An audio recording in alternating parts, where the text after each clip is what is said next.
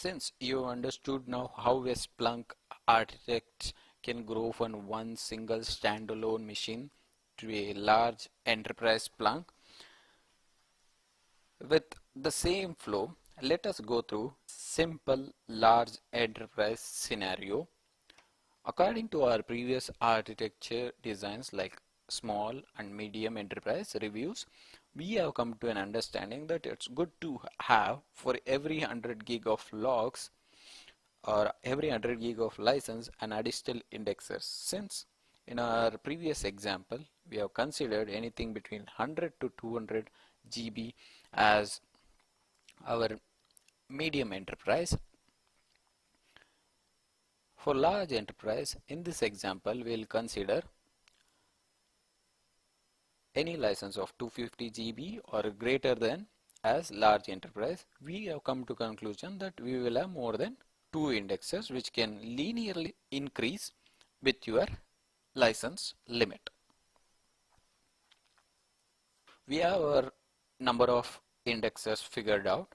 Let's see how many search ads we need.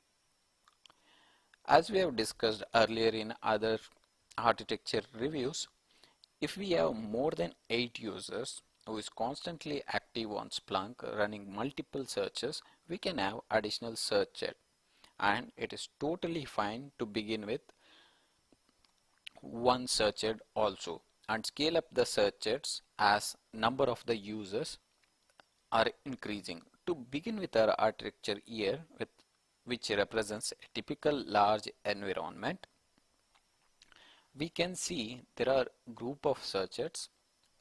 Probably one will be with premium apps, the other one will be, let's say, premium apps, enterprise security, VMware or PCI, and group of servers for normal users who are accessing and running ad hoc searches, investigating these kind of use cases. It is reasonable that data there will be multiple teams accessing Splunk because they are indexing more than 200 gigs of data. Of course, they will have more than 8 or 15 people accessing their Splunk environment. And also any premium purchases, as we discussed, enterprise security, PCI, VMware, ITSI, all these premium apps, they might be using one or two for that app. So for that apps, you need dedicated searches. We can allocate them individual searches. Hence, in this architecture, we have multiple searches carrying the user load of the Splunk environment.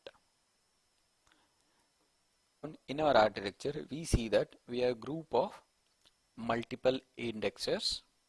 Based on our understanding, we know that by now we will have more than 2 indexers for this environment, and these indexers stores all the data that has been processed and in this architecture, so that storage for these indexes will be holding 100% of your data. Whatever the data that has been processed in Splunk will be shared among these 3 or 4 indexes.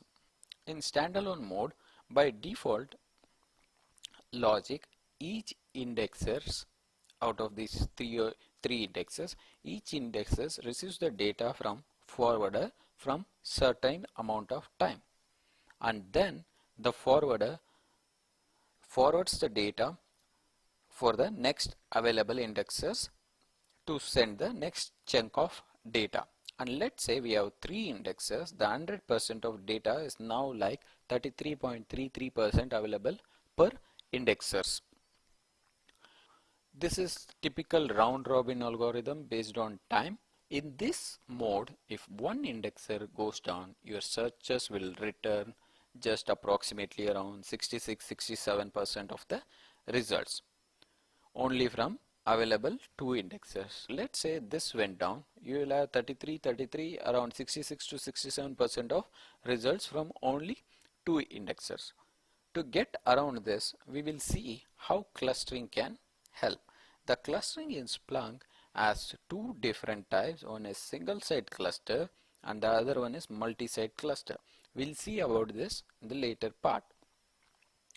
And we'll also going through the deep technical aspects of Splunk clustering when we are implementing our own enterprise level high availability multi-site clustering setup in Amazon AWS as part of these tutorials.